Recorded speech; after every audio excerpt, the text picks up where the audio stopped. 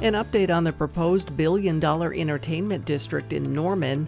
Lawmakers call for an audit into funding for Langston University. And a new reminder from state agriculture officials about the bird flu. This is the KGOU PM News Brief for Thursday, June 6th. I'm Deborah Shar. Leaders from the city of Norman and the University of Oklahoma met to reveal design plans for a proposed $1 billion entertainment district. KGOU's Nick Daniels has this update.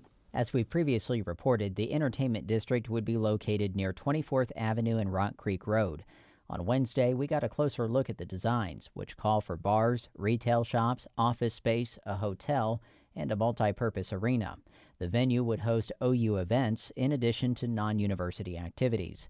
The project's plan is set to go before Norman's Planning Commission on June 13th before being presented to the City Council. Norman Mayor Larry Heikkila said he's confident the City Council will approve the project despite anticipated resistance. Now, if approved, the project would establish 2 tax increment financing districts, allowing tax revenue from the area to fund the development. The council could vote on the matter as soon as July 23rd, following 2 public hearings.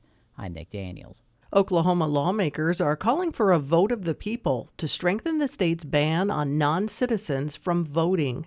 Oklahoma Public Media Exchange's Robbie Korth has details. On the last day of the legislative session, Republicans pushed through Senate Joint Resolution 23, which calls for a state question asking voters to tweak a single word in the Oklahoma Constitution.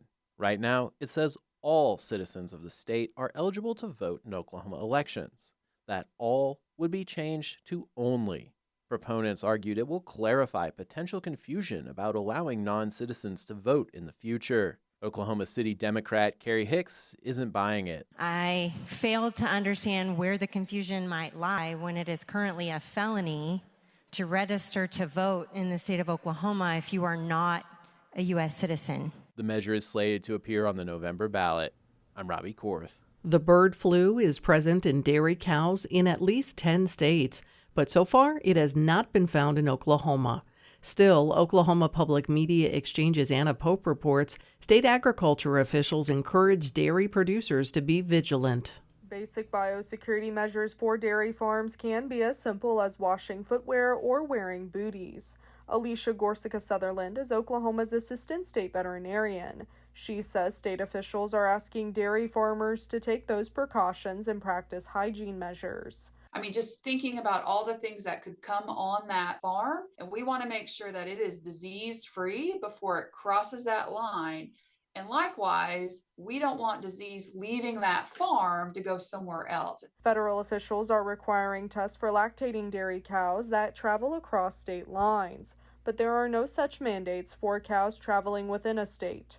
Despite all of this, food and dairy regulators insist the milk supply is still safe thanks to pasteurization, and risk to human health remains low. In Oklahoma City, I'm Anna Pope. 3 human cases of the bird flu have been reported in the U.S. CDC officials say the people are all dairy workers. You can find more Oklahoma news on our website, kgou.org, and on the KGOU AM NewsBrief podcast. I'm Deborah Shar. I'm Rachel Martin. You probably know how interview podcasts with famous people usually go. There's a host, a guest, and a light Q&A. But on Wildcard, we have ripped up the typical script. It's a new podcast from NPR where I invite actors, artists, and comedians to play a game using a special deck of cards to talk about some of life's biggest questions. Listen to Wildcard wherever you get your podcasts, only from NPR.